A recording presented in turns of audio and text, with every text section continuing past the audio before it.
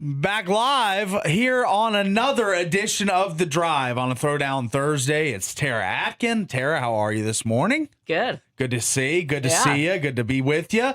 And Paul Ratliff as well with you today. And we are going to deliver you an action-packed show. We've got a lot of content to get to, of course.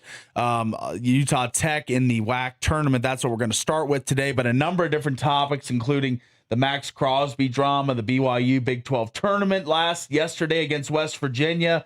The Utah State Mountain West tournament debut starts today. The Mammoth roster construction. They made a big move yesterday and re-upping one of their own. We've got the NBA Draft Simulator on tankathon.com we're going to get to in a little later, and the Kyler Murray news as that continues to trickle out. But to start the show today, and today's show brought to you by One Health. One Health is a family-focused primary care clinic serving all ages right here in St. George. They aren't just a clinic. They're your medical home, helping individuals and families stay healthy year after year. One Health and Dixie Primary Care. And it's a comprehensive primary care for everything from newborn checkups to senior health management. So go check them out. One Health, proud new sponsor of The Drive, and glad to have them on the program every day now, and they do great things for the community. And they are at 292 South, 1470 East, suite number 200, and their phone number to schedule an appointment, 435-688-0759. That's 435-688-0759. All right, yesterday in the WAC tournament, as it did get going yesterday from WAC Vegas yesterday, the 6th seed Abilene Christian races past the 7th seed Tarleton State to begin the WAC basketball tournament. And what a night it was for Yanel Rivera. He got 20 points for Abilene Christian, and they advanced past Tarleton 84-78 on Wednesday night in the opening round of the 2026 Air Force Reserve WAC basketball tournament at the Orleans Arena. With the win, Abilene Christian will advance to the quarterfinal round of the tournament, which they will be taking on none other than your Utah Tech Trailblazers, the 3 seed, on Thursday at 8:30 Pacific time on ESPN+. So for all the locals that aren't making the trip down, it will be 9:30 Mountain Time tip-off. You'll be able to hear Rod Zundel on the call tonight on ESPN+, as Utah Tech will be the home team in this game, the higher-seeded team. So we will get the media coverage on ESPN+ with Rod and Mike Olson, as well as you can hear them on The Fan, 99.5, 95.3 in St. George, Cedar, Parowan. You can hear the game tonight. So, man, let's get into it. We're going to be down there. It's going to be a fun time. We're going to be departing from St. George around like 5:45, 6 o'clock in that region, and we will make our way down for maybe the conclusion of the SUU game if we make it on time. It just depends, but the SUU game will take place before Utah Tech. They'll be taking on UT Arlington in the other quarterfinal matchup. So this will be a really fun day of basketball. Mountain West, Big 12, now the WAC in full swing. So I just wanted to get your thoughts, Tara, on Utah Tech, as far as we talked to Kyle McDonald. You weren't here yesterday. We missed you, of course. Yeah. Your absence was greatly missed. But we talked to Kyle McDonald from WAC Hoops Nation yesterday, and UVU has been given the all-go. They've paid the escrow, the $1 million has been deposited into the WAC's account. Their savings account's a $1 million richer today. And does UVU, now that they have been lifted of all these penalties and this probationary period they were basically on, not seeing any of their home games, do you think Utah Tech can beat the tops of the WAC this year, the Cal Baptists, the UVUs, on a neutral court? So the story with Utah Tech is they've beaten UVU, they've beaten Cal Baptist, but both at the Burns Arena. When they went out on the road and played those teams, they weren't so lucky. Right. So now that they're on a neutral but vice court, versa for both of those teams as well. When they went on their home court, they didn't beat Utah Tech. That's so right. That's it's a very neutral true. court, and I think they absolutely can beat both of these teams. Both of these teams. Okay, so right now the current odds in the WAC tournament to win it, Utah Valley -115, going at a little less than even money. Next is Cal Baptist at +170. So if you put 100 up, you win 270. And then you got UT Arlington is third ahead of Utah Tech, Really? despite being seated behind them. Yeah. They have beaten Utah Tech twice this year. They're plus 800. Then at fourth highest odds in the WAC is Utah Tech at 18-1. If you like the Trailblazers to win this WAC tournament, you could pretty much make a pretty penny off Utah Tech if they were to win. But so they're 18-1. So the odds makers don't really think that Utah Tech has swinging a heavy punch in this tournament. But I'm here to tell you that they are. They're going to swing a heavy punch because they have not only a great team this year, but I honestly think that the 2026 WAC Coach of the Year, which we'll hear from Coach Judkins a little later in the top 8, as he was a proud recipient of the award this year for the Coach of the Year in the conference. I think that he is pushing all the right buttons right now with his rotations, with his substitutions, with Chance Trujillo kind of taking on that 6-man role, not always starting anymore, kind of being that instant offense off the bench. Belonga, if he can get his shooting stroke going early in the game, I know he likes to cast 3-pointers early in games in a lot of the recent samples we've seen. So if he's hot, Ethan Potter is going to do his thing. First team all WAC, Ethan Potter, 4-time player of the week in the WAC. He's going to get his. And this is an Abilene Christian team that is not like Cal Baptist, not super tall. Right. So, Ethan Potter's going to be able to do his thing down there. So now it's Belonga, it's Trujillo, it's Potter. Now, who will be the other pieces that step up tonight? Will it be a Tanner Davis? Will it be, a Britton Barrett? He can hit some threes off the bench. Yeah, Domingos, most likely. You were at the game on last Saturday. Domingos didn't play a minute. No. And we were all wondering what was going on. Was it an injury? Was it a maintenance day? He did strain his ankle in the previous game. And so I'm wondering if they just were saving him for hopefully tonight. Because he did come back in the second half in that game after he injured his ankle and play. Yeah. So I'm hoping that was the case, that they were just resting him so that he's, 100% ready to go tonight. So, because he does bring a lot to the team. He's a big body out there that can rebound and kind of open up some of the other, like Potter and he can throw his weight around a little bit. He can be the physical player. He can be the guy that does the dirty work, the offensive rebounds and putbacks, the hard screens up top for the guards to free up and drive or shoot. Yep, he's a freight train. Yeah, he is. A Mack truck, a freight train. We've heard all the names for Dario this year, and rightly so. I mean, he is built like a lineman. He is. Like a defensive lineman. He's like 6'7", 2. I want to say he's got to be 270, I would assume, 250 to 270, somewhere in that region. Guy. Yeah, he is. I mean, he could be starting a defensive tackle for the Trailblazers on the football, on the gridiron. I know. But he brings like an element of toughness to this team that, yes, Ethan Potter is a really skilled big guy, but you don't want to get him in foul trouble. You don't want him doubled all the time either. You don't want him doubled. You don't want him in foul trouble, getting tired, fatigued. Right. So on defense, he, a little more lackadaisical, fouling and stuff. But with Domingos, he provides a nice sub for Ethan when he wants to go out. And Toby Aribi. I mean, he's been kind of the lost piece in this whole puzzle because last year Toby was a starter, played a lot of minutes for John Judkins, and this year kind of more in a reserve role, a kind of a defensive role, rim protector. I'd like to see him. Maybe not the greatest offensive display tonight. I don't expect a ton of points from Toby, but maybe some blocks, some rebounds, some way, just kind of stabilize things defensively. So as far as the WAC tournament goes, UVU is the 1 seed, Cal Baptist the 2, Utah Tech the 3, UT Arlington the 4, SUU the 5. So those are the top 5 seeds. Then you got Abilene Christian the 6, which advanced. But they play Utah Tech tonight, and we're keeping our fingers crossed that the Wildcats run ends tonight, because I think Utah Tech totally capable of beating Abilene. Yeah. I believe they did it 3 times this year. So the old adage, beat a team 3 times, I believe they did. I'm going to make a quick check on that, but Utah Tech basketball, they've beaten everyone in the conference. There's not one team that has they have not taken down this year. So as far as if you think you've got a chance to win, you've beaten everybody, so you should feel confident if you're Utah Tech. So I realistically feel like 18-1 is a disservice to Utah Tech. I feel like those odds are way too long. I feel like they should be more like 10-1, like right around where UT Arlington is at 8-1. I feel like they should be 8 to 10-1. 18-1, real disrespectful to the coach of the year in the WAC, Mr. John Judkins, and this Trailblazer team.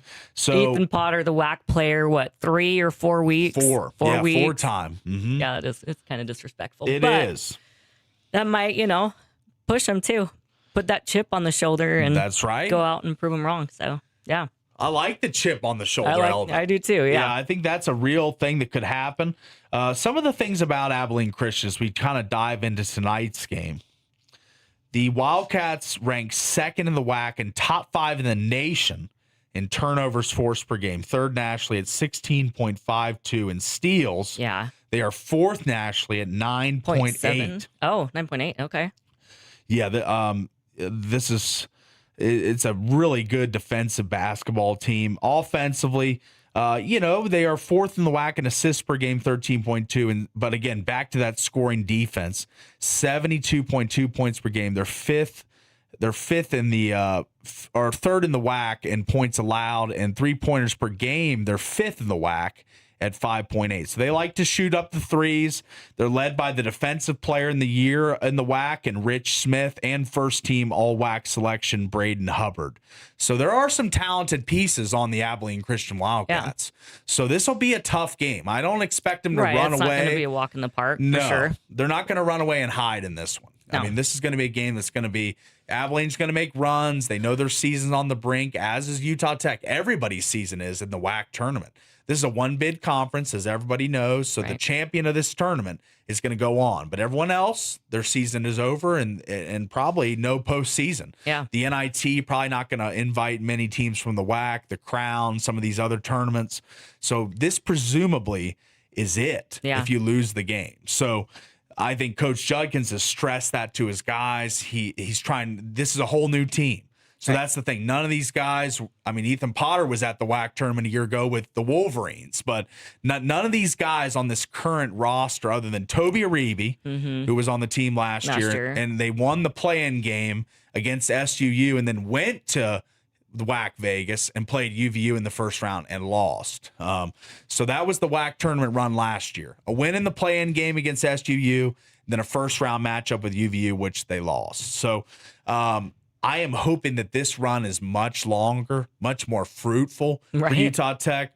And we kind of get a glimpse into the program a little more than the average casual with Coach Judkins coming in studio almost on a weekly basis. I feel like over the 4 years I've worked at Canyon Media and the 4 years before that at the other station, I feel like I know Coach Judkins like a friend. Yeah, he's a great guy. He's a great dude, and he really does the best for all these kids. He really tries to put them in the best places to succeed, not only as players but as people. Right. A lot of former players of Coach Judkins still live in the St. George area. Right. Like a lot of players stay in this area. They love this area. And I think the players on this team really have embodied the community, because the community has shown support for this team all season long. I mean, Devin's really been critical of the Stampede in certain games, but the support from the community has shown up. They have the largest attendance rate in the WAC tournament. Yeah. And I think a lot of that is due to Juddy and the team. Every time that he comes in, usually like on a Thursday. Yeah. They're headed out, him and some of the teammates, are heading out to visit the elementary schools, or they're constantly doing a lot of like community outreach and working hard at that. And I think it has paid off. I think so too. That's a great point. All the way back before the season, they had an autograph signing at Staley Farm, if you remember that. Just a lot of cool stuff that this team has been doing in the community. I saw them at the football games. They would have the grills set up, cooking food for the students. And so it's just been a good group, a group you really want to root for. You do, Like that's the thing. I mean, there's been past teams, and I'm not going to name names or years, but it wasn't as likable as a group as this. This is one of the more likable and more easy to root for teams that Utah Tech has had in either football or basketball in recent memory. I mean, I really feel like I know the guys. I feel like they're just good dudes. Yeah, and you root for them. You want to see them perform and succeed. And do well, yeah. And I always say, I'm a player kind of person. Like I get attached to players, especially in hockey because I'm with the new team every couple of years. So, so I am a player person, and this team, like I've just absolutely loved them. Like love getting to know Chance Trujillo and like you said, Ethan Potter and Domingos and Juice, and there's just a lot of really cool dudes on this team. There is. That they're fun to watch and root and get behind. So it's a great team, and I'm with you. I hope to see them go make the big dance. Me too. And the run of the big dance starts today. Yep. The Trailblazers and the Wildcats' 11th all-time meeting will take place at the WAC tournament today. Abilene Christian leads the series 7-3. But the Trailblazers won all 3 meetings. I was right, over the Wildcats this season, winning a pair on the road, 79-64 and 76-70, and then at the Burns Arena, 85-81. The two teams have never met in postseason play, so this will be the first time and the last time. First and last, because Utah Tech will be on to the Big Sky tournament, which we'll have a little bit about the Big Sky tournament in the top 8 at 8 today, as what a win that was for one team that hadn't done it since 1990. We'll get into that a little later today. All right, well, that is your top segment today, talking a little Utah Tech Trailblazer basketball as they begin realistically the most important stretch in the program's D1 era, being the highest seed in the WAC tournament they've ever accrued. And this is an opportunity, 3 games, 3 days for a shot at the NCAA tournament. And there's no greater prize for a head college basketball coach and his team than to be one of the teams that has their name called on Selection Sunday. That would be a jubilant time for this program. It'd be a huge moment, a monumentous occasion, and Utah Tech would be dancing. And that's something I never thought I would say after last year, the year before. I mean, this team is really put Utah Tech on the map again as far as hoops in St. George. All right, we're going to take a quick break and be back with Would You Rather? We got quite a few different ones we're going to jump into today, some great topics, and we will do it right after this quick break.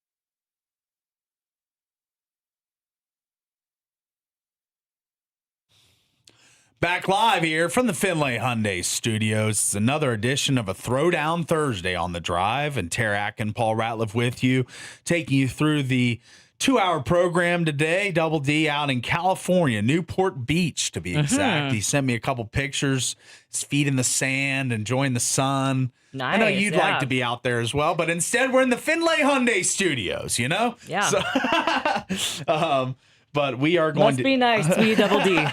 Yeah, it must be. Must be. All right, let's get into Would You Rather here on the Drive.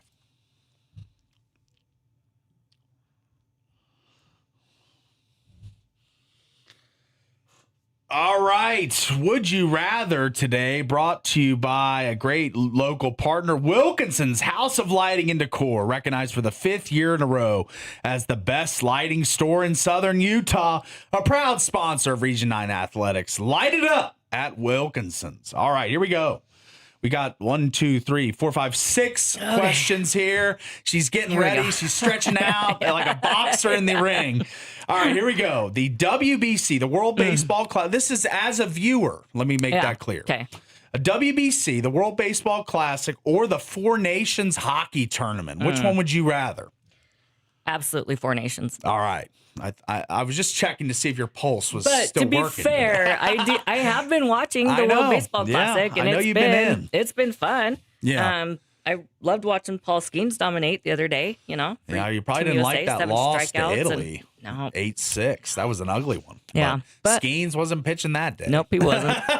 But still, Four Nations. Four Nations. Yeah. I'm agree with you here. I'm on the Four Nations. When you get countries represented like the World Baseball Classic and the Four Nations, I feel like the guys play with a different level of pride. I mean, I saw Juan Soto for the Dominican Republic smash a home run last night, and he was just he had the craziest bat flip and stare down at the pitcher. Like, these guys are into it.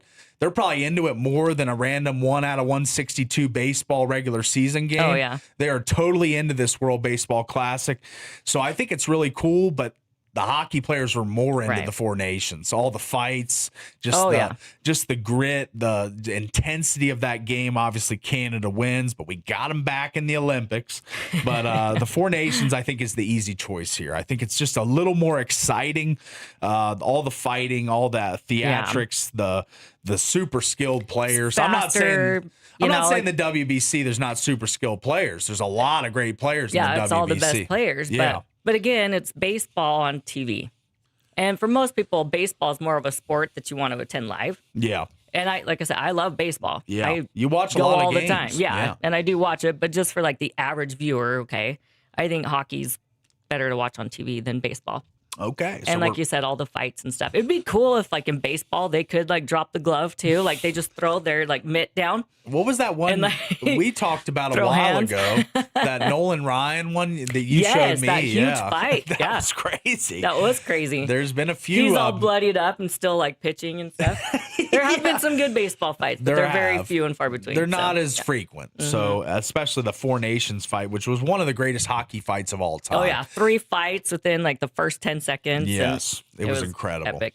Yeah. All right. So we're both on the Four Nations in the Would You Rather. Here we go. Let's go to the next one here. 2 steakhouses here. Both kind of expensive per plate propositions, but if you got a time to indulge, would you rather go to STK, one of our haunts in Salt Lake City, or Ruth Chris, one of the better steakhouses, nationally known chains in the country? I would take STK. All right. For sure, any day.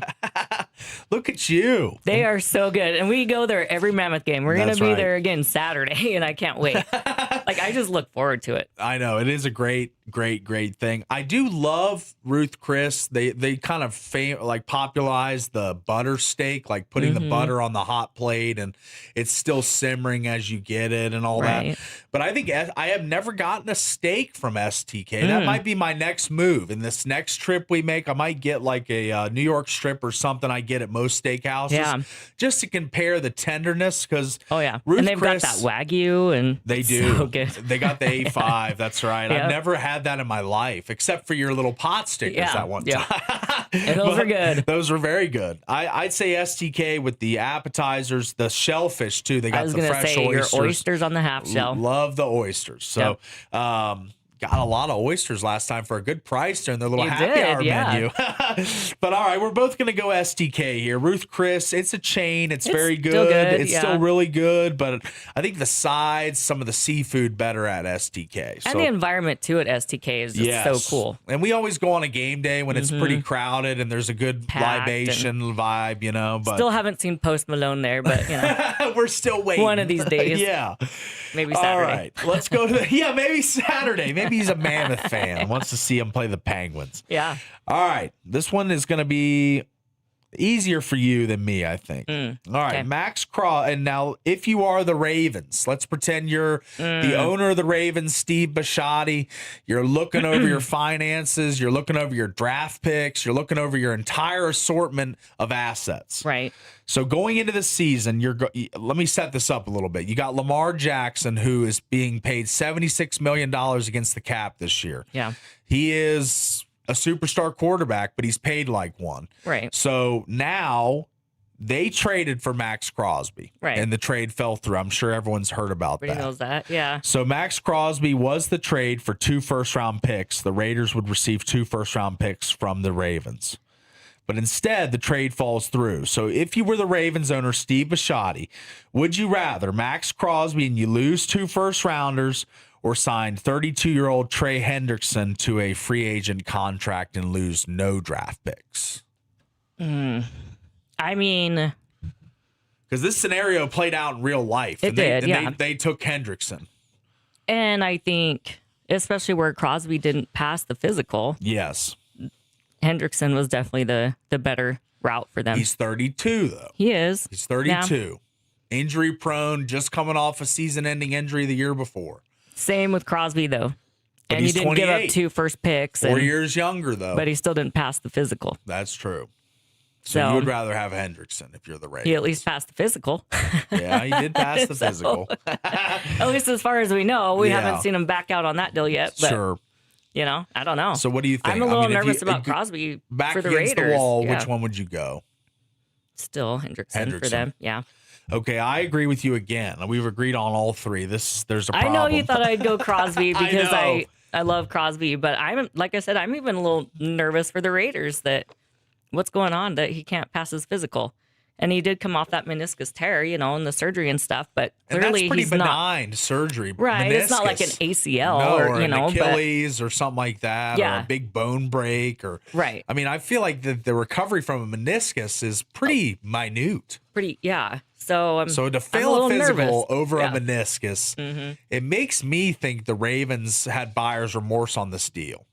They gave up 2 first-round picks, head over heels for Max Crosby, and then thought about it for a little bit and said, hey, now this is not substantiated. It's not something that's been confirmed. Right. But I would not put it past the Ravens owner, Bisciotti, who has said, I'm going to sell the team in 10 years. I just want to win one more Super Bowl. He said that to the press. So I don't put it past him to be like, oh, crap. We gave up 2 first-round picks, and this guy's 28 years old, and he's coming off an injury. Hey, Doc, why don't we fail this guy on this physical? Yeah.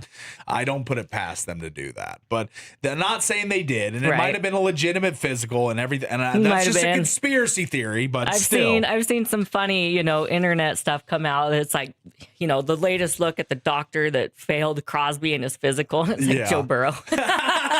Dressed up like a doctor. I saw that. You sent that to us. Yeah, that was great. So, yeah, it's a little fishy, but I don't know. Yeah, I can't substantiate that, so No, I don't know. I don't know if it's like a true thing, but I have a lean that might have been what happened. But I think we're both on Hendrickson.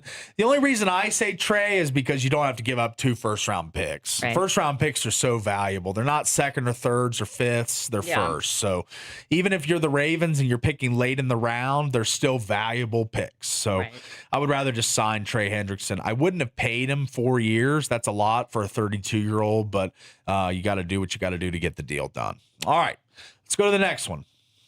UVU, the Wolverines, or Cal Baptist, the Lancers, for Utah Tech if they make the WAC tournament title game. Who would you rather have? I know they play Cal Baptist along the way, but in the theoretical, would you rather play for Cal the Baptist championship? Or UVU? Yeah, I still like UVU better just because they don't have as many bigs as Cal. Yes. So I think, when they make it past Cal Baptist and they play UVU, it's going to be a really good chance for Utah Tech to win it. Okay. This is the first one I'm going to disagree with you on. Okay. I'm going to say that they would rather play. You said that you would rather them play UVU, right? Yeah. I'm going to say I'd rather them play Cal Baptist. You just hope that some of those big guys get in foul trouble, because I think UVU is going to be motivated like a fighter that's been written off, like a prize fighter that lost his last championship fight and hasn't had a fight since. And all the talk has been, you suck, you're terrible, you're never going to win another fight. That's what UVU reminds me of. All these people talking about him, all these national media pundits coming out the other day saying the school's cheap, pay the fee, all this stuff. I think they're going to be motivated. Yeah. I think they're going to come out with vengeance, piss and vinegar, and just ready to go. So I'm going to say UVU is the most dangerous team in this tournament. So I'm going to say that Cal Baptist is the better opponent for Utah Tech. And I just keep my fingers crossed that some of those 6'10", 6'11", 7-foot guys get in foul trouble, because truly Utah Tech does not have the size on the roster to compete with that. Right. But they did beat them this year at the Burns Arena. So that means those guys didn't play that well that game. Exactly. So I think that can happen again. Whereas UVU, we just played them. It took a heroic comeback to be able to force double overtime and get back in that game. At one point, it was 14 points, and that was at home. So I don't like that matchup on a neutral court. I'd rather have Cal Baptist. So I disagree with you. All right, let's go to the next one here. Whoa, here we go. A hockey one for you. How about this? Mammoth or Knights to go further in the NHL playoffs today? I'm going to take the Mammoth. You look at their last 10 games. Vegas has lost 6. Yeah. And Mammoth have won 6. So Mammoth, their team right now is a lot hotter. Two opposite directions, exactly. Yeah. And I think the Mammoth are finding their stride. We've got Cooley back, and they're signing, they just re-signed Schmaltz. Yeah. So they've got a lot of really great pieces. We've got Uyghur in there now. He's playing great. I think Utah's set up to do a deep run into the playoffs. And guess who their first round matchup, if the playoffs started today, would be? Knights. The Knights, yep. Correct. So that'd be a fun up and down 15 battle. That'd be fun. I would say the Mammoth as well to go further, because I don't think what you've done in the past in the NHL playoffs matters. Every playoffs is a new animal. Right. I mean, it doesn't matter how great of a regular season team you are. The Caps were the best team in the Eastern Conference last year, points wise. They were like 2 points off the President's Trophy. Right. And they flamed out in the second round. It doesn't matter how good you do. It's a brand new season. You need a hot goalie. You need timely scoring. You need third and fourth line guys to chip in points. And I think the Mammoth have all those qualities. They have all of that, yeah. They got a lot of speed. I think that plays well in the playoffs, where speed is at a premium. You always see the bigger, heavier teams that like to hit struggle against the fast, fluid, high-scoring, high-octane teams. And the Mammoth may be, I don't know. With McDavid and some of the pieces in Edmonton, but I know he's the fastest player in the league. Yeah. But the Mammoth might be, as a group, collectively, one of the fastest, if not the fastest team in the NHL. They are really fast skaters. So I like that in the playoffs. I think the Knights, even though they added Marner, they've got Eichel, Hannafin, Stone, they've got half the Olympic team on their roster. But it just feels like they don't feel like the pieces meshed. No. As much as people thought this stretch Marner, is where you want to get hot. That's right. It's an 82 game season, and like you said, it doesn't matter what you do the first 40 games. It's the last ones where you want to really get your streak going, be hot, and take that into the playoffs. That's right. And Marner, I just feel like, even though while he's produced points, it doesn't feel like a great fit in Vegas. It just really doesn't feel like it's the best fit. I know he's been skating with Dorofeev and Hurdle this year. Yeah. Maybe you swap up the lines a little bit, change things up. I know they've tried him with Jack. They've tried him in other places. Dorofeev's had a great year, and I think a lot of that is because of Marner and his assists. He had a good year last year, though. Not as good as this year. I know, but so I think it's a good piece. Okay.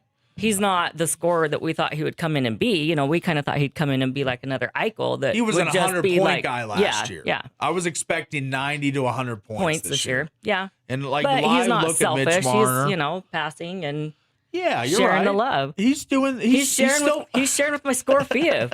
I appreciate it.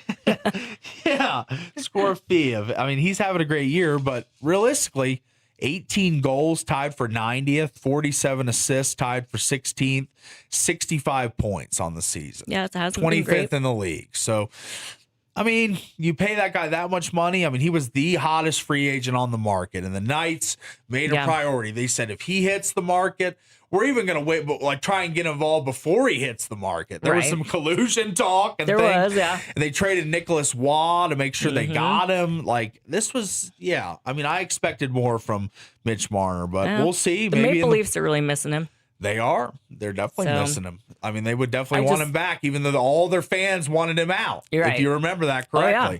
So I do. I was, one of them. Yeah, you were one of them. That's right.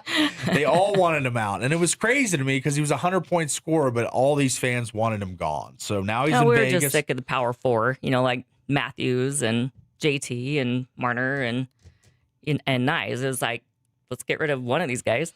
So change up the team. Yeah, they needed to change it up. Okay, I get you. But it's not good. They miss him a lot. They do. All right, last one here, a tech-related question. Microsoft Surface or the Apple iPad? Do you have either? Have you ever owned one or no? I've had an iPad. I've never had a Surface. I have an HP computer and I have a Mac computer. Okay. And I generally choose Mac over Microsoft and stuff. I kind of like the uniformity of when you have a phone that's Apple. If you get other devices, you can pair them and stuff and track them and all that stuff. So I just think it's easier if you go with one brand versus the other. I have decided to go with Apple at a young age, and I've just stuck with them. I've been with them since the iPhone 4. So realistically, I've had iPhones and Apple stuff my whole life. But Microsoft Surfaces, unlike the iPad, actually come with a built-in keyboard. You don't have to buy the keyboard separately, but I still think I'm going iPad. Yeah. But that'll be the end of Would You Rather today. And it is brought to you today by Coral Canyon Golf Course. Play great golf for a great price at Coral Canyon. Go see our club pro over there, Marco Leone, 435-688-1700 to book a tee time. And go see him out there. Beautiful course. The greens are flying right now. They do a great job maintaining over there at Coral Canyon Golf Course. All right, we're going to grab the quick break. Be back with the wrap of the first hour after this.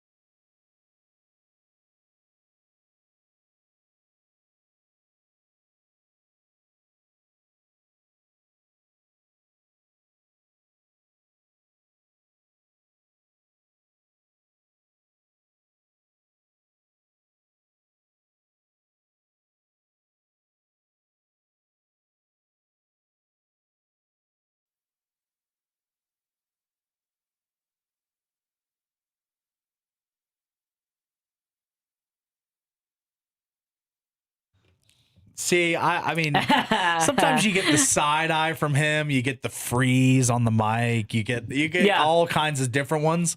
But hey, when the double's away, Tara gets to play. Taylor Swift and Tate McRae. Hey, that all rhymed really well. Yeah, it did. Really did rhyme. Yeah. You planned that. No, I didn't actually. No, I mean, I actually like some of the bubblegum pop you play. It kind of wakes me up, gives me a good energy for the morning. Yeah. And if you'd like some good energy, go see Game Day Men's Health. How about that? As reclaim your game. If you'd like to book an appointment, 435-265-4223. They're offering 50% off the P-Shot right now. The testosterone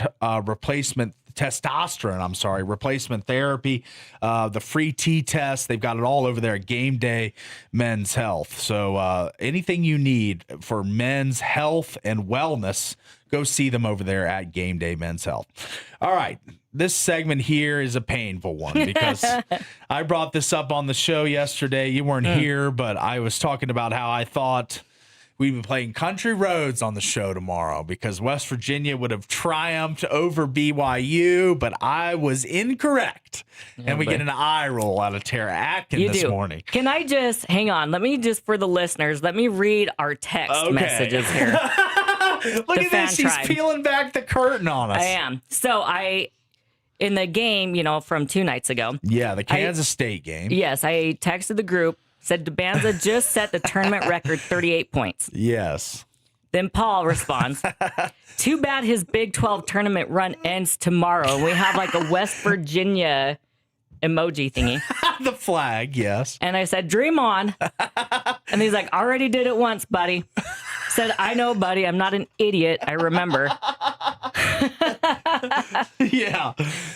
I'm like, anymore. You want to submit? They're gonna move on. We'll leave it there because it did get a little bit chippy. Oh, it did, yeah, as it often does. It often does. But yeah, so then last night it was like a glory moment. Well, but then we were talking about whether we should take West Virginia first half because BYU a lot of times they're always struggling in the first half. So after the first 31-23 half, at first half, by the way, BYU. So I got to text then say, hey, good choice on the first half, West Virginia. And then I really got to rub it in when BYU beat them. Yeah.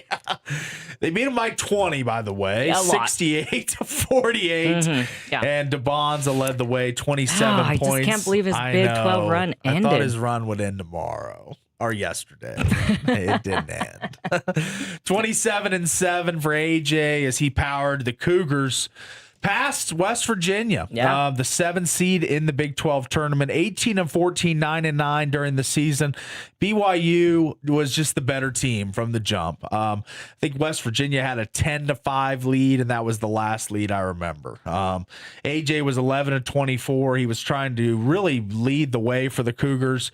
Kennard Davis, how about this for him? 20 points on 7-11 shooting, and he hit not 1, not 2, not 3, not 4, but 5 3-pointers for the Cougars yesterday to provide that secondary scoring we always talk about for them. Yep. Since the departure of Richie Saunders to injury, this team needs secondary scoring from other pieces besides DeBonza and Wright, and they got it yesterday in the form of 20 points from Kennard Davis. Also, Diamande, the French import, he has not played much this season, but he had 6 points on 3 or 4. It's a massive dunks. Yeah. Dom was on fire. 6'7", 190 freshman from Paris. So he is an interesting prospect. We have not seen him much this season, but he's kind of made his way into the lineup big time last night. He did. Had a couple steals, that big windmill dunk and everything. It was disappointing for me as a West Virginia fan to watch, but very excited for all the Cougars in the St. George area and the surrounding areas. As I thought this team wouldn't win a game in the Big 12 tournament. I thought they'd be one and done in the NCAA tournament, but just seems as if they're finding their stride at the right time. They're looking better. Kevin Young seems to be getting through to the bench players, the secondary scorers, that it can't just be AJ and Rob Wright. Teams are prepared for that at this point. UCF was, Cincinnati was, some of the humbling losses that BYU's had in the last couple weeks. But since that Cincinnati loss, a win at home over number 10 Texas Tech, a win in the first round of the Big 12 tournament over Kansas State, scoring over 100 points. Yeah. And then a defensive dynamo like West Virginia, number 17 in the country in the Ken Palm in the defensive efficiency category, they beat them by 20. Yeah. So BYU is playing hot right now. Yeah. And that is the most important thing when it comes to tournament basketball is games are right one after another, and you just got to get hot, you know? Keep that going, yeah. And BYU is. And today they've got a different opponent than West Virginia, though. They've got a different quality of opponent. It's going to be a 5 o'clock tip-off on the number 5 team in the country, who BYU has never beaten in the history of the program, will be the Houston Cougars against the BYU Cougars. And right now, the spread, take a guess. Ooh. Take a guess on this. That's tough. I'd say maybe like 150. No, points. Points. Oh. How many points is Houston giving to BYU? I don't know. Yes, just guess. Well, fun guess. 7. 9.5. Okay. Is what Houston's currently favored by right now. Is 9.5? Yes. So that is the line in the BYU Houston game. Houston, known for their defense. I mean, they're going to send waves at you. They're going to just come after you one after another after another. Right. And it's just going to be a tough out for BYU. This is probably the matchup. If you could have had Kansas, you could have had Iowa State. You could have had even Arizona. I think they match up a little better against. Houston has always been a nightmare matchup for BYU. They beat them last year by 40-plus points once. Oof. Like, it's just been a tough team for them to play. Yeah. But right now, they've got and I just want to talk about this. I don't think we even talked about this yesterday. Jaden Bradley from Arizona won Big 12 Player of the Year. Yeah. That is a joke. That is a joke. I mean, he averages 13 points, a full 10 points less than A.J. DeBonza. Right. That was truly the best guy on the best team winning the award, just like Region 9. Yeah, I hate that. I hate that, too. It should go to the best so overall player, and A.J. was all season in the Big 12. So Jaden Bradley, if you didn't hear that, the Arizona swingman, I know he's a good player, but A.J.'s a much better player. And if you take DeBonza off BYU, this is a 10-win team. Right. 5 to 7, maybe 10 wins. Yeah. But if you take Bradley off Arizona, they've still got six guys. They got Koa Pete, Burries, and and they've got a lot of, and all these guys. Del Orso. They've got so many good players. Right. So I don't think it's an issue where the award should have gone to Bradley. I think it should have been a no-brainer. It should have gone to A.J. DeBonza. Yeah. But he's a Wooden Award finalist. He's one of the top 15 players in the country, and he can't even win his own conference's Player of the Year. Yeah. I got beef with that. Yeah, I got beef with that. But, Cougars win 68-48. I hate that headline. But, we're talking about it because it is news in the Beehive State. It was tough for me because I called my shot. I said, and Devin even thought first half. But BYU, all of a sudden, starting to play better in the first half in the Big 12 tournament. Played good in the first half against Kansas State. Played really good against West Virginia in the first half. Right. So, they're turning it around right at the perfect time, too. That's right. That narrative is changing right at the most opportune time for BYU. Exactly. I mean, it's a good change of events. It's going to be real prosperous for them in the NCAA tournament if they continue to get contributions from other people other than Rob Wright and AJ. So last night it was Kennard Davis. Tonight it could be Kostic and Dom. Yep. Some of these guys up and down the lineup have got to step up. Yeah. Yeah, it's been good to see these guys actually step up, like you said, so it isn't just DeBonza and Rob Wright III and everything. So it's been great. Barstool Sports, I don't know if you saw that on Twitter or X, whatever it is, posted that he's like, I told y'all not to let him get hot. And what did you do? You let him go and get hot.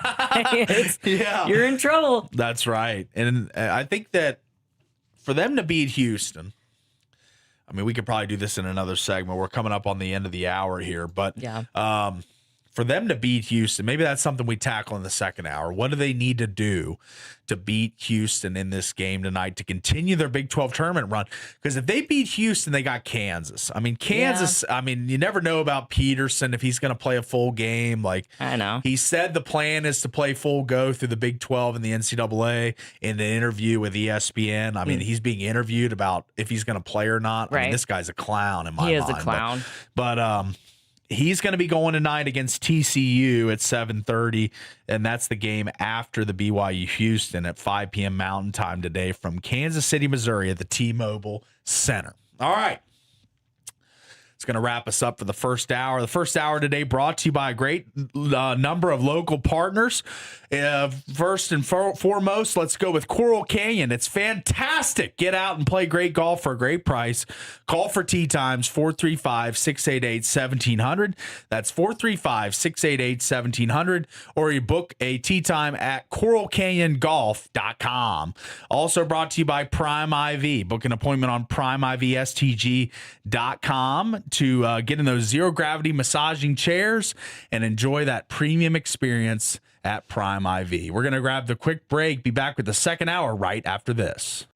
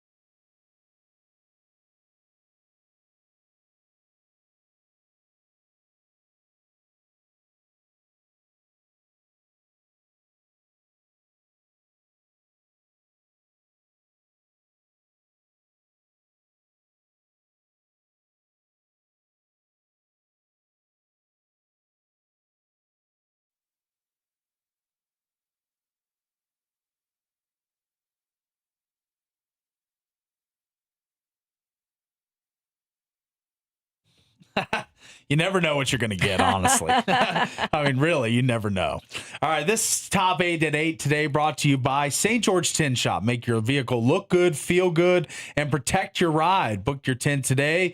Just call 435-704-8657 or Google St. George Tin Shop today. Let's get into it.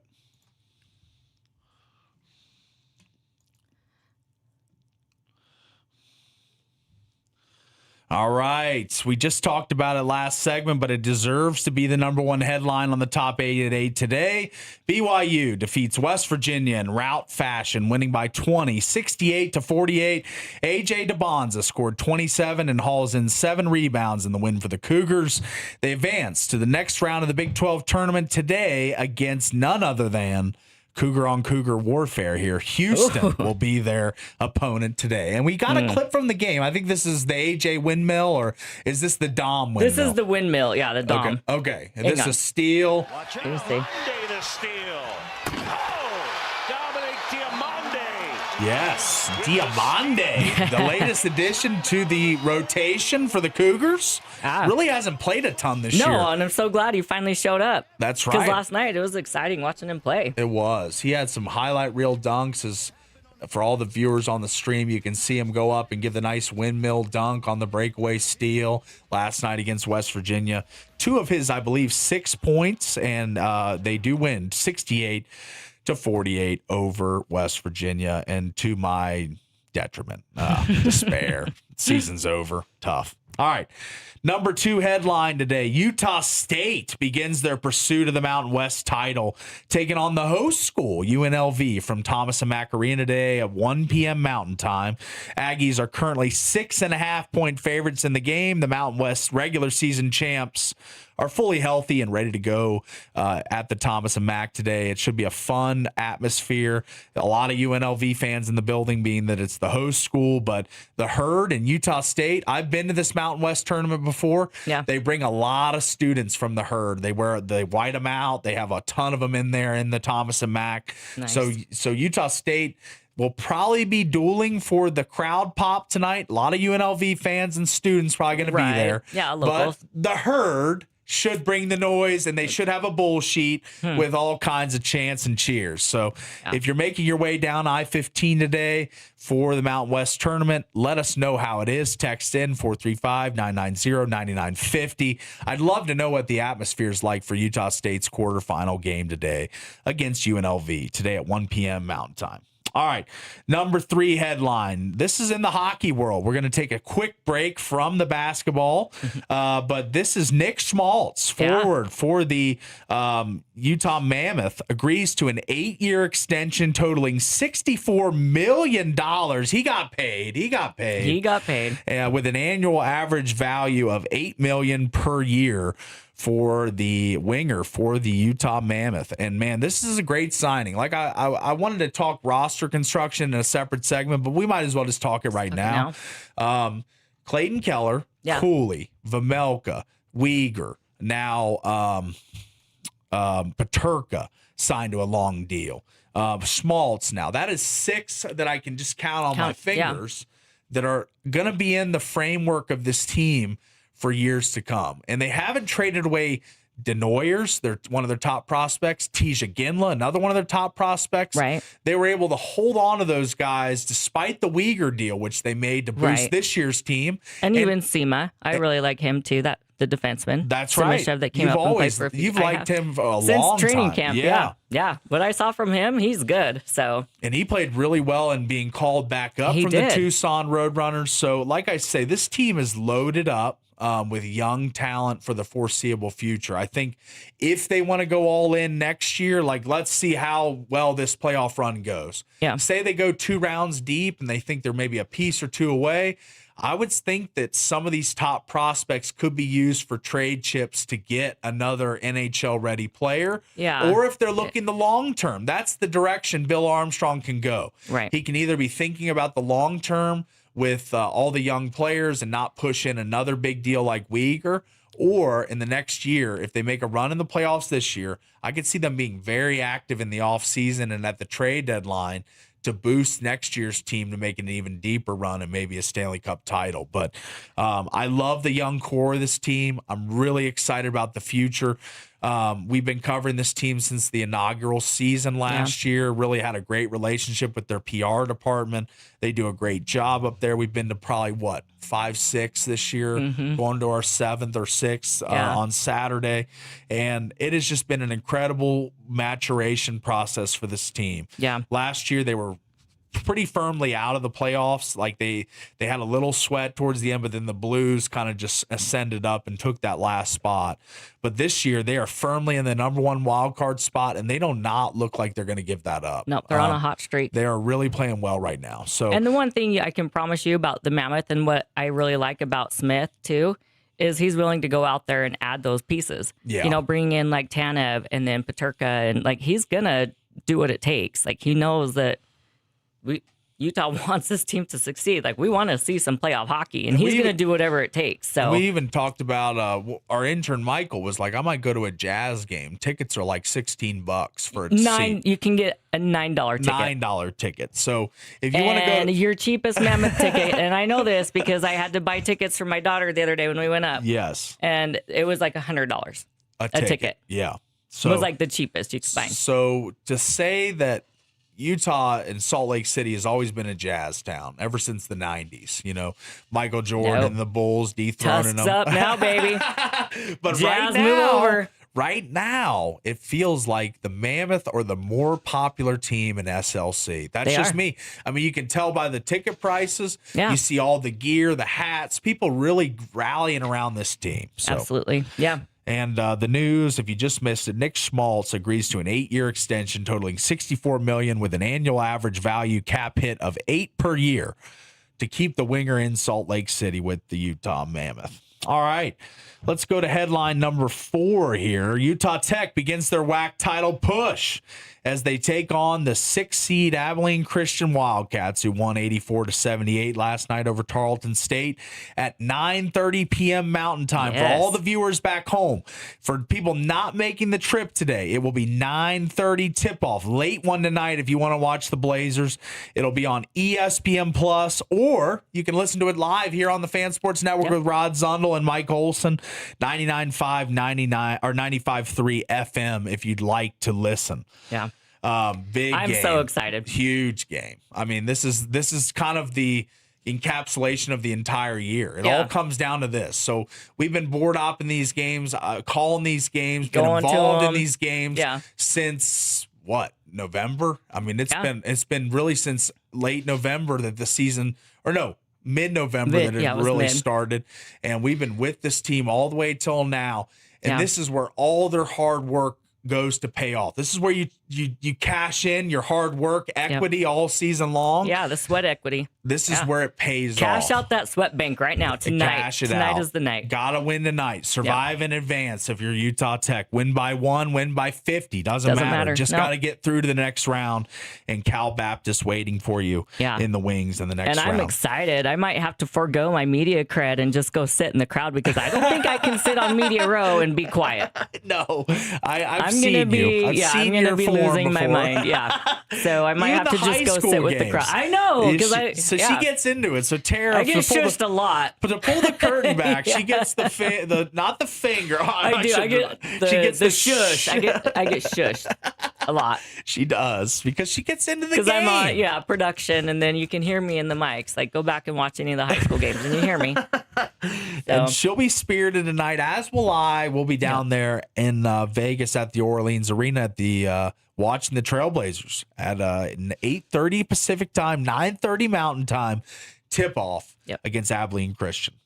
All right, headline number 5 here, and what appears to be the end of the Max Crosby trade drama. The prize pass rusher tweeted out yesterday, quote, "Everything happens for a reason. Believe nothing you hear and half of what you see. I'm a Raider. I'm back. Run that S," is what he says. So, and that is interesting because in the first hour we talked about this, that like maybe they had buyer's remorse and paid off a doctor to remember unsubstantiated. I know this is like our own theory, okay, but that like believe nothing you hear and only half of what you see. Like that's kind of cryptic. Yes. So I don't know. I like that. Good thought by you there. Yeah, I mean, I feel like there's some foul play, and I feel like, and I was reading teams are going to be super hesitant to do trades with the Ravens in the future, and rightly so after they just pulled the rug out.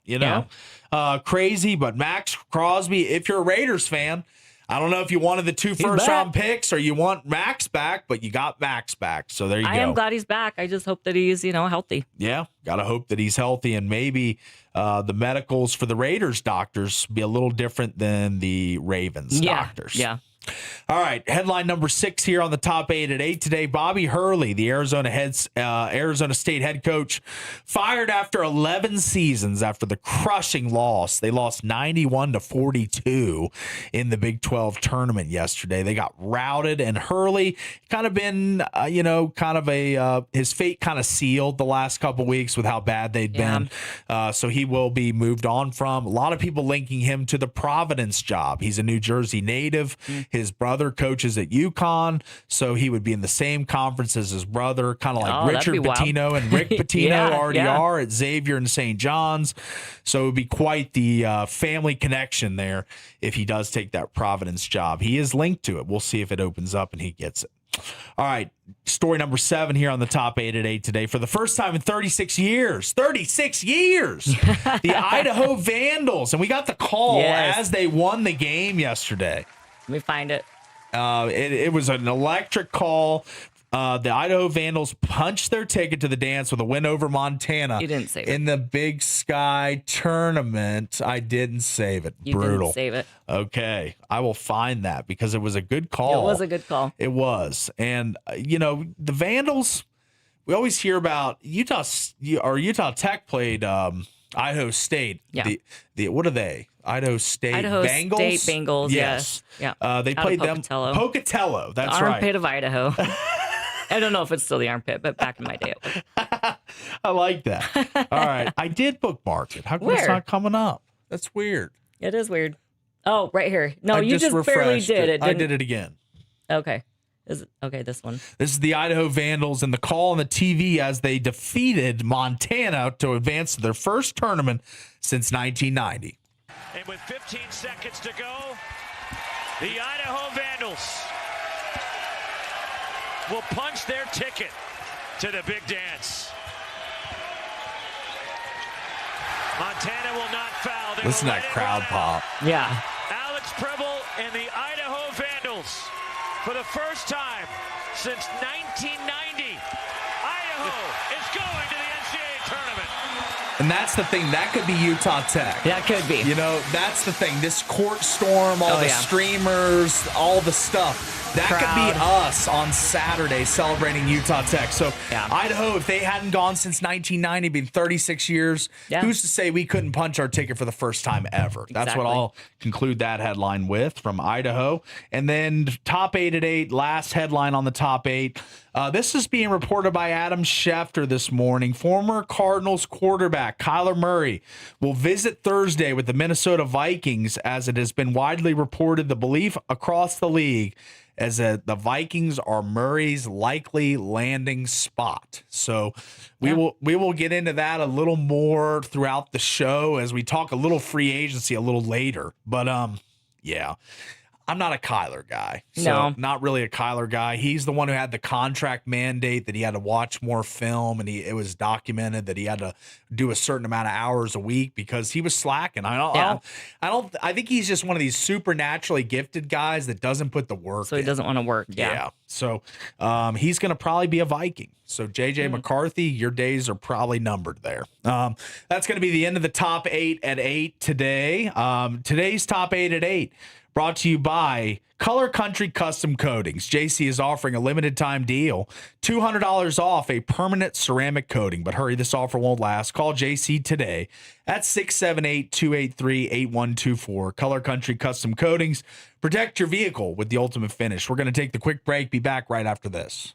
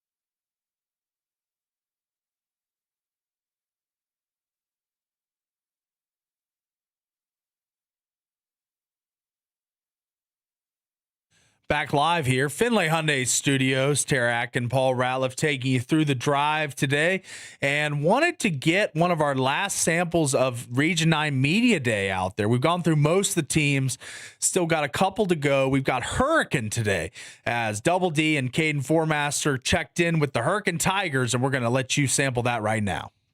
Region 9 Baseball Media Day. The Hurricane Tigers have left the Tigers Den, and they've headed over here for our Media Day coverage. Coach Pearson, let's start with you if you can. Catch us up the last 12 months and give us your thoughts on the upcoming season, size up your team, and give us an overall preview for Hurricane. Great. So we've been working hard since the summer, through the fall, through the winter. Had a lot of scrimmages, a lot of time on the field. Got 3 of our great seniors with us. There are only 3 seniors this year. I would say, as I was thinking about this on the way over, I don't know that I've enjoyed a group of seniors coming into the season more than these 3 guys. I've got Parker with us, I've got Jack with us, and John. And since they were freshmen, they've been all in. They've been to everything, first to be on the field, last to leave, and they got a great work ethic and great leadership skills. So they're going to bring a lot of young guys along with us, and I think we're going to go compete very, very well. We're just, we're excited to be here, and for the next 10 weeks, we're going to go play a lot of baseball and let it all hang out.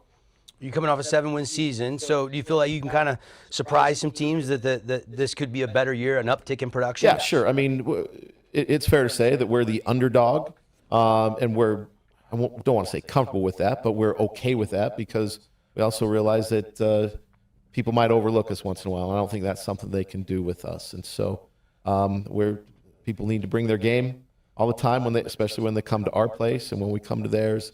And, we're looking to improve on that for sure. Where do you think the strength lies in the roster? Is it on the mound? Is it from the plate? Is it the fielding? Tell me where. I think we have great strength on the mound. John has been a starter for us for the last 3 years. Jack's going to be a starter for us this year. We've got a sophomore, Karsten Goebel, that will get some time on the hill as a starter for us as well. I think we're going to be able to put together good rotation. At the plate, these guys are all good at the plate. We have a junior, Lonnie Matsuoka, right now is going to be in the 3 spot. We're excited to see him bang it out to the alleys, and just a lot of good support all the way around from sophomores, juniors, whatever. I know we're small with our senior class, but it's a quality senior class. When you went into the offseason last year and you looked at the season and you looked at the stats, was there one stat in particular you said, we've got to improve that if we want to win some more Region 9 games? I think our biggest stat was that we need to translate hits and guys on base into crossing the plate. We were happy with our on-base percentage. Our hitting was good. We just had a hard time getting guys across the plate for whatever reason. We couldn't finish that part, and that came to get us in some really, really close region games where we're coming up 1 run short here or there, and looking back in a situation where we have a guy on second base, we have bases loaded, and we just couldn't put him across. So this year, it's great to get hits, right? But it's better to score runs. So we're trying to finish that part of our game. John's like, I'll just hit more home runs. Oh, well, we'll take that, right, John? Yeah. We'll get to John in a second. Coach Pearson, we'll come back to him for some more questions. Let's talk with Jack for just a second. Jack, you're going to be playing every day and pitching. What was the offseason like for you? How many games do you play going into your senior season to try to get ready for the spring season? I feel like I played a pretty fair amount of games, a lot of hard work in the offseason. Didn't quit, didn't give up. Just kept working hard. Like cage work, field work? I mean, it's been a pretty pleasant winter. You probably get outside quite a bit, right? Yeah, definitely. A lot of time in the cage, in the gym, a lot of outfield work as well. What's your biggest strength, would you say? I definitely think my hitting would be my best. You have a number, batting average goal this year you'd like to hit this number? Above 400. Stay above 400 the whole season. It's my goal. Love it. No, I feel like there's like this Hurricane Tiger renaissance going on right now, where the football team's made a good turnaround.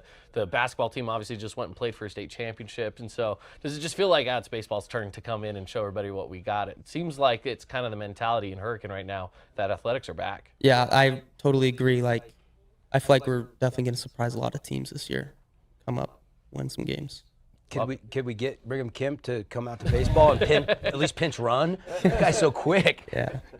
All right, let's bring in John for a second. John, coming off a good year, bunch of strikeouts, one of the better ERAs on the team. What's your goals for the upcoming season? I honestly want to work on my ERA more. Like my sophomore season, I had really good ERA, not a lot of strikeouts, but hey, I want to put both those combined. I have lots of strikeouts, good ERA, and yeah, that's my goal.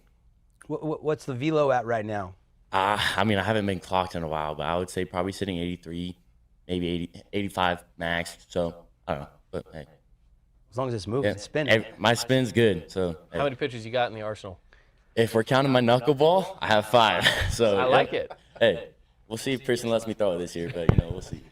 So that's I'm always interested that some teams, if you have a good catcher, they'll let the catcher call the games, or if they have a good relationship with the pitcher and the catcher. But it sounds like, Coach, you call a lot of the plays, or the pitches from the dugout? No, so yeah, actually our catchers will call. I'm comfortable with my catchers calling. We have good communication, and they know what I like to throw. I know that they know what I like to throw. So it's You've made that good. clear. Yeah.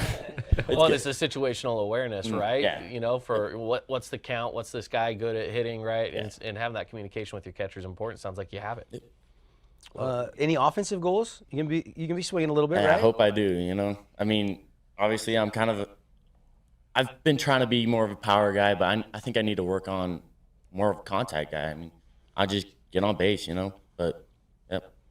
All right, let's bring in Parker. Parker, who keeps it loose at practice? Who's kind of the jokester on the team? Keeps everybody kind of having fun? Because baseball's fun at the end of the day. That's definitely Lonnie. Lonnie's always just rapping random stuff. He's always making some dumb song up at practice, making us all giggle. But Who's the leader in the weight room on the baseball team? I'd say me. Nice. Yeah. Nice. I like the confidence. Who's the fastest? If you clocked every Hurricane Tiger from home all the way around the bases back to home, who would win that race? Gianni J. Malva. He's fast. I think he ran a 6.860 the other day. Wow. Yeah, he's pretty quick. Wow. What place would Coach finish? I don't know. Let's get you and Coach Seacrest in a one-on-one race. Oh, Pearson's got that one all day. Come on. Parker, what's your goals after high school? I mean, you're enjoying your senior season, you're ready to go, but what's next for you? Actually, me and Jack are going to college to play at Treasure Valley. Nice. Yeah. Going to the NWAC, baby. Yes, sir. It's a good baseball conference. Yeah. Love it. Love it. Have you went up on a recruiting visit up there? Mm-hmm. Me and him together. Nice. Pretty fun. Nice. It's nice to go. You got a roommate, somebody. Yeah. It's a little easier. Is the pressure off a little bit, knowing that those plans are already made, and so you can just go out and enjoy the season? For sure. Season? Yeah, senior season just going to be having fun, getting better, playing with the boys. Love it. What's the number one thing that if you had $1 every time Coach Pearson said it would make you rich? At practice or in the off season, what's Coach Pearson's number one go-to? I don't know. He didn't have a crutch. One thing. You guys, I don't know.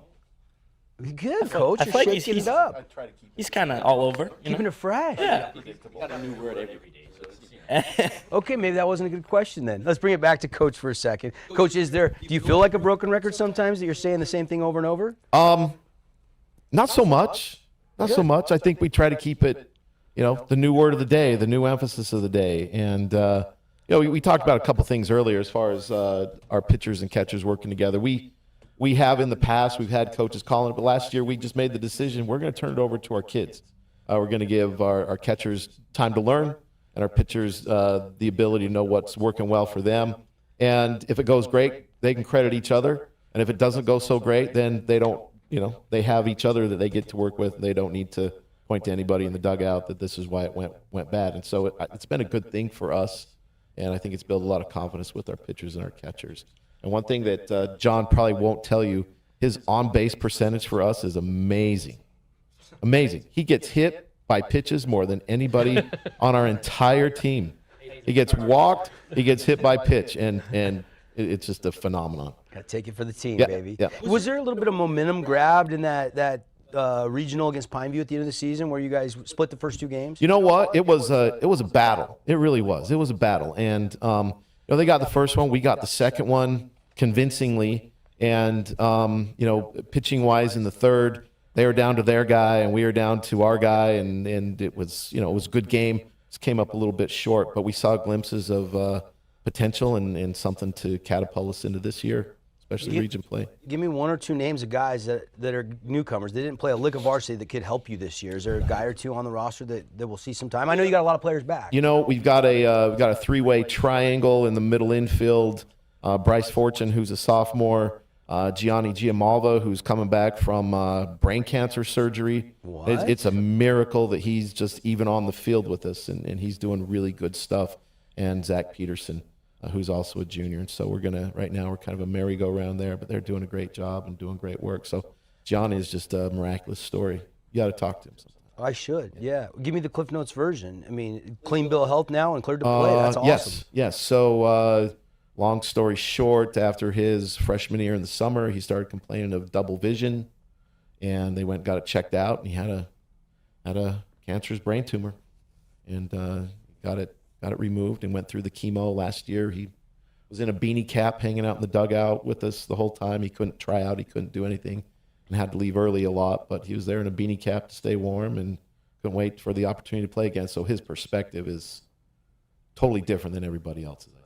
And what a motivation to the rest of the guys, right? What? Let's bring in Jack for a second. Jack, what's it like seeing a teammate go through that? I mean, it gives you some perspective. Yeah, it's definitely hard. Like last year, he signed my cleats, and he's one of the main reasons why I play. Love it. Just keep it up for him. Love That's it. amazing. Coach Pearson, John Radich, Jack Fitzgerald, Parker Selby. Coach, thanks for bringing the guys in. We'll see you guys on the field in a game real soon. Thanks for having us. All right. Appreciate it. Hurricane Tigers in the books, but when we come back, the Dixie Flyers will join us next. Stick around.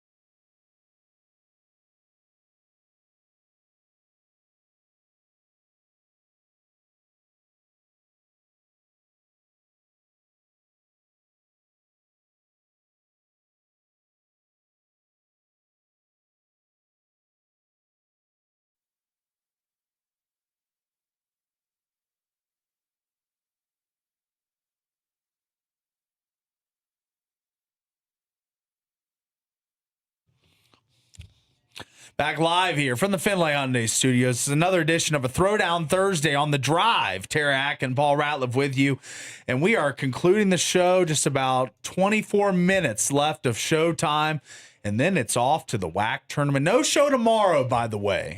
Double D out, and we are going to have a late night. It's going to be a late night, yeah. Late night, hopefully with a Trailblazer W. We need that. Yep. So we are looking forward to that tournament, and we're going to talk some more conference tournaments here as winding down the time of the show. Conference tournament talk today brought to you by One Health.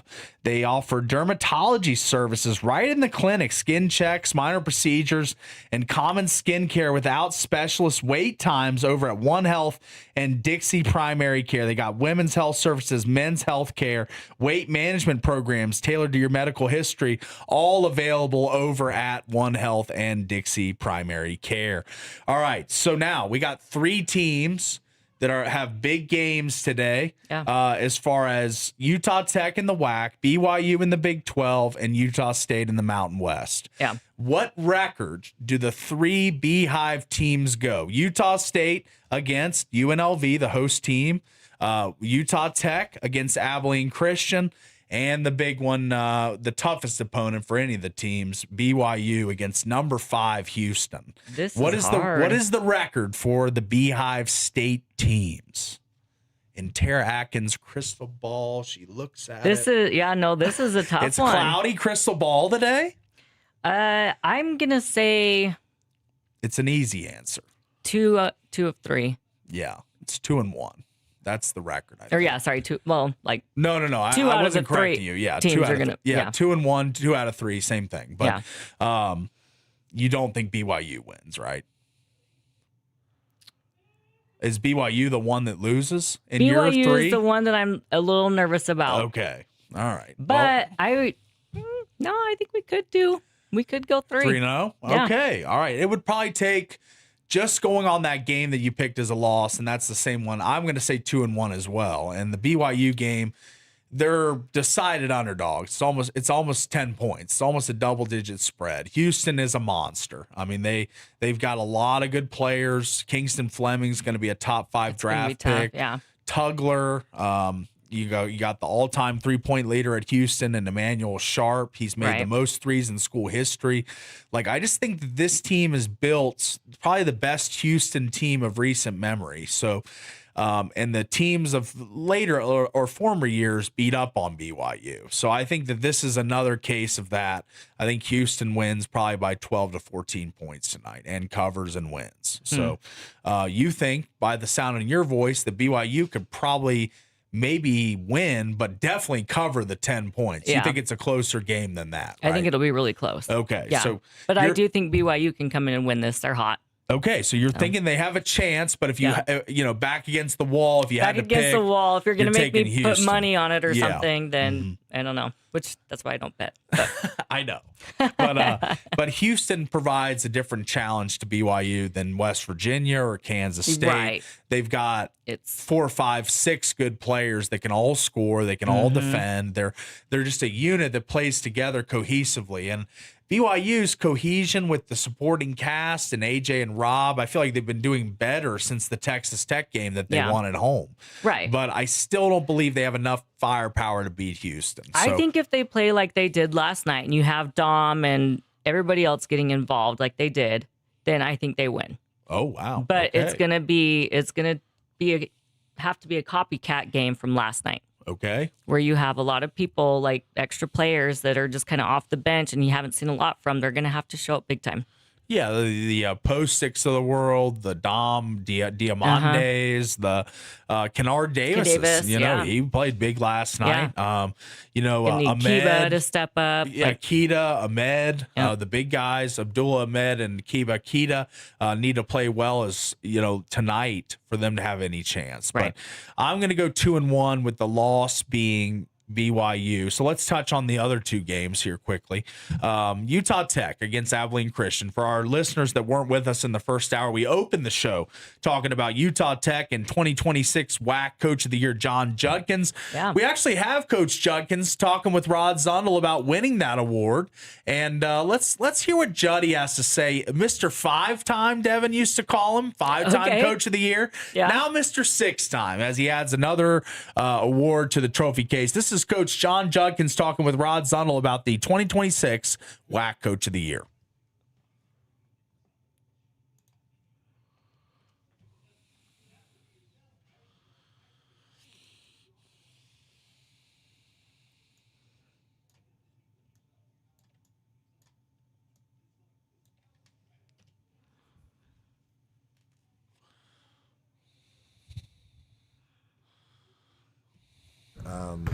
And I'm honored also. I'm so happy for Ethan, Noah, and Tanner too on their awards that they received as well. But like we talked about last night, it's a team game. You can't do things by yourself. And these guys won the awards, but we know it's a team effort. But again, and that's the answer you would expect from Coach Judkins. Yeah. Deflecting the fame and all the accolades to the team, his staff. He's a pro's pro, one of the best coaches in the state of Utah history. Yep. From his time at Snow to then Dixie State to now Utah Tech. So he has really, this has been his program. Yeah. I mean, he has been the head coach, long before I moved here. So he has been roaming the sidelines at Utah Tech. And I would say of all of his years coaching, this is the biggest, grandest opportunity he's ever had. I know he went to the Division II NCAA tournament, but this is the big show. This is March Madness, the big dance, survive and advance, all the terms, all the buzzwords. Right. But, Coach Judkins has an opportunity this year to do something that no coach at Utah Tech has done yet, football or basketball, go to the postseason. So I really want to see this. This would be something monumentous for the program. To see Utah Tech, you turn on CBS and you're watching, whether it be Florida or Arizona or Iowa State or UConn or, whoever the top team that Utah Tech would be pitted against. But it'd be that team that we always see, and then a team we never see in Utah Tech in the NCAA tournament. So I can't pound home how important this is, how important this week is. It just feels like this is an opportunity, a golden ticket, like Willy Wonka style. Like you find the golden ticket, you're going to the factory, and then it's your job to do what you do once you get to the factory. And little did Charlie know he'd own the factory. Can Utah Tech own the WAC? Like, that's what I want to know. I just want to know if they can win 3 games in 3 days. Like, that's all the challenge that's in front of them. They just have to win 3 games in 3 days. And it starts today, 8:30 Mountain Time, or 8:30 Pacific Time tip-off, 9:30 Mountain Time on ESPN Plus or the Fan Sports Network, 99.5, 95.3 in St. George, Parowan, Cedar City, as this is the time we should rally behind the Trailblazers. The community has shown great support all season long at home games at the Burns Arena. Tara mentioned one of the top attendance teams in the conference. So this has been a team that people have cared about, people have been invested in. It was a 7-win team a year ago. They more than doubled their win total from a year ago. This is a team with a legitimate chance to win the WAC tournament, and I want everyone to know that. All the listeners out there, maybe you'll, because of this segment, maybe you'll watch tonight if you haven't watched a game previously. Or head down to Vegas. Or it's maybe not that far. Maybe if you were planning on watching on TV, now you head down to see them in person. Tickets are real manageable, super economically friendly for a family to take a whole family, or just you and your wife, yourself, some buddies. Get down there. It's a great opportunity. I mean, this is a golden opportunity for Utah Tech grads, fans, students, alumni. I mean, this is the biggest chance they've had ever. I mean, that's the way I can put it at 8:44 on a Thursday heading into the WAC tournament first game. So the biggest game in Utah Tech history. I know that they'll be well decorated with students. Last time we went to the WAC tournament, it was like 3 years ago when they played Stephen F. Austin. There was a good student contingent down there at the WAC. So I'm hoping we see the Stampede. We see a good turnout from the alumni and the fan base. because, man, if they've ever needed our support, it's right now. It's right now. It's right now. So if you have a chance, if you're free tonight, you don't have anything going on tomorrow, maybe take a day off work like we are tomorrow. I know, right? Yeah. Maybe line it up that way so you're set. Yeah. But, yeah, can't stress enough how big of a chance this is for Utah Tech, Coach Judkins, and the Blazers. So that game, 9:30 Mountain Time, 8:30 Pacific Time tip-off. And then the last game that we'll get to in the conference tournament recap in the Beehive State is Utah State taking on UNLV, the host school, at the Thomas and Mack Arena. This should be interesting. Utah State, really the best team in the Mountain West all year. They had their hiccups, certain games. Colorado State, they lost to on the road. They lost to a couple teams that were puzzling. But San Diego State got them on the road recently. But still, I feel like all year long, kind of like an average, like a math term, if you just take the average of all their wins, it greatly outweighs their bad losses. Their good wins greatly outweigh their bad losses. So I think this is the best team in the Mountain West. I think this team will be playing on Saturday in the championship game, and this begins the run. UNLV is a middle-of-the-pack team. I know they're playing at home. They'll probably have good support at the conference tournament, which coincidentally is their home court.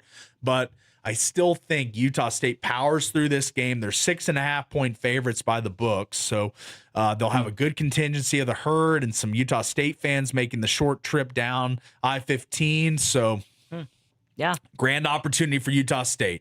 Could be the Mountain West regular season champions and the tournament champions, and that would most definitely bump them up at least one seed line if they're able to win the Mountain West tournament this week. All right, we're going to grab the quick break, be back with the wrap of the show and our predictions on tonight's game in the WAC tournament with Tara and Paul right after this.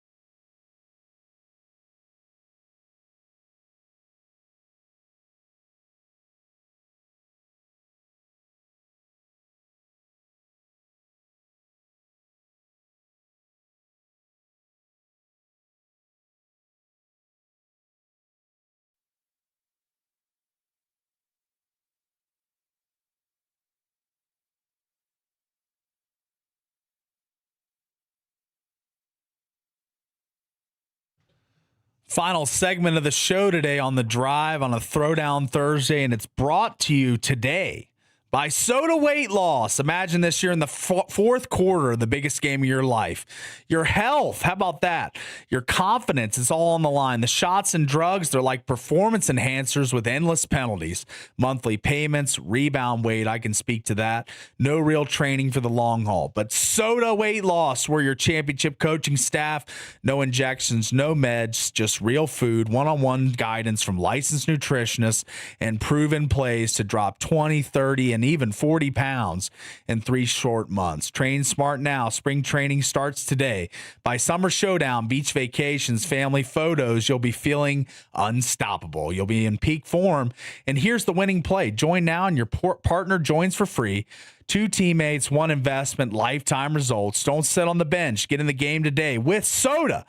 Call today. Your victory season starts now. 866-800-SOTA to speak with a nutritionist, and sodaweightloss.com to get signed up today. Join us for a short time to have results that last a lifetime. All right, final segment here on The Drive today. It's been a fun show. It's been real lively. Talked a lot of college basketball as this is the season of the year. We're in March. I mean, March Madness, it's the greatest. I would argue it's the greatest postseason tournament of any sport. I agree. The single elimination, the Thursday, Friday of March Madness, where you have 16 games all day long at all different times, starting at 10 a.m. It's one of the most absentee call-in days, I would feel like, among men in the country. I feel like a lot of men and Tara are going to call out of work on Thursday and Friday for these games. So I know we'll have some sort of watch party one of the days during this tournament for either a BYU or Utah State game. We normally do. So look forward to and keep your ears on listening for that. We will definitely get out in the community at some point and have a watch party. I've been talking to Double D about that. We're going to make that happen this year. So, 3 games, all in the Beehive State today. We talked about them in the last segment. BYU Houston, that's going to be a 5 p.m. Mountain Time tip-off on ESPN. The Cougars going against the number 5 team in the country, the Houston Cougars, behind Kingston Fleming, Kelvin Sampson, and that tenacious defense. It's going to pose problems, I think. Tara thinks BYU might have a puncher's chance in that one. I like your optimism. Yeah, I like your optimism. My optimism was misplaced yesterday with West Virginia. I was seeing blue-colored glasses, but you might be seeing blue-colored glasses again here with picking BYU. But we'll see. You might be right. It might be a tight game. Might come down to the finish. The other games are in the Mountain West tournament. That's going to be Utah State taking on UNLV at 1 p.m. Mountain Time. I've got a couple buddies going to this game. I'm going to get some updates from them, see how the atmosphere is at the Thomas and Mack. Do UNLV students care at this point? Will the fans care? I know the Aggies fans will, with their number 1 seed Aggies making their quarterfinal appearance today. It should be a nice crowd for them. And I think a big win for Utah State. I think they win over UNLV today. Yeah. And then our last game of the night is the one that pertains to us. We'll be in the building at the Orleans Arena. Yes. Utah Tech and Abilene Christian. The 3-6 matchup in the WAC tournament should be a ton of fun. Get your popcorn ready if you're heading down. There's going to be a lot of great plays, high-flying action. Abilene Christian, they force the 5th most turnovers in the country. They speed you up. They run that press defense, full court press, 3/4 court press. They like to do that all game. So Utah Tech's got to be on their toes, ball handling today. They got to be really crisp with their passing and the shots. I mean, the shots got to fall today. As far as the outside shooters, Chance Trujillo, Juice Holt, and Noah Belonga, those guys got to be ready to fire, and they got to be ready to hit. I know it's different depth perceptions. You're playing in a totally different arena. Yeah. It's going to be different optics as far as the shooters go. You won't be playing in the friendly confines of the Burns Arena. So they got to get out there, shoot around, get adjusted, get used to it. So I cannot wait for tonight. I am really excited. I want to gauge your excitement level 1 out of 10. Where are you at? You already know I'm at like a 10. I'm already considering losing my media badge and just sitting in the crowd the so I don't get shushed because I don't know that I can contain it. So it's I'm okay. excited. Let the record show. I have never been a part of the shushing. Have I ever shushed you? No, I have not. So even if you decide to sit courtside with me and sit with the commoners, you cheer as much as you want, buddy. It's a big day for Utah Tech. It is a big day. And they need all the support, especially near the court. They want to hear your cheers. Yeah, courtside might be even worse, though. Like if we get some dunks or something, I might lose my mind. So it's going to be fun. Tonight, 9:30 Pacific time, 8:30 Mountain time, tip-off on ESPN Plus. Here, the Trailblazers' voice, the very own Rod Zundel. He will be with Mike Olson down there in Vegas, broadcasting on both the radio and ESPN Plus for anyone who wants to take in the action tonight.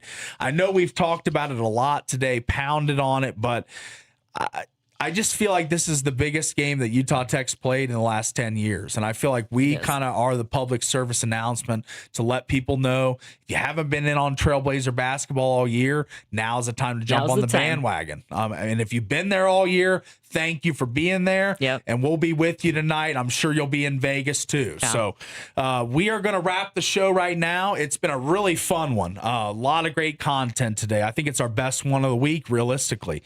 So really like the show. And it was brought to you today by a great number of local partners. Zag, Protect It Better. Get $20 off screen or phone repair at the 2 St. George or 1 Cedar City Zag. Just mention the radio special, and they will take that $20 off for you off your repair. Also brought to you by Coral Canyon. It's a fantastic get out and play great golf for a great price. Call for tee times today, 435-688-1700. That's 435-688-1700. Or book a tee time at coralcanyongolf.com. And also brought to you by Game Day Men's Health. They're offering those 50% off P shots, the testosterone replacement therapy. They do that in-house there. Free T tests if you're wondering, if you don't know your T levels. You could find out instantly in 15 minutes at Game Day Men's Health. If you'd like to book an appointment, call 435-265-4223. All right. Wow. There's the closing time. And what's ahead of us is just the road down 15 and a big game tonight. It's been a great show. Want to shout out Tara today. You did an amazing job on the production and on the mic. We had a fun time today. And I just got to say, last statement before we head out, let's go Trailblazers, baby.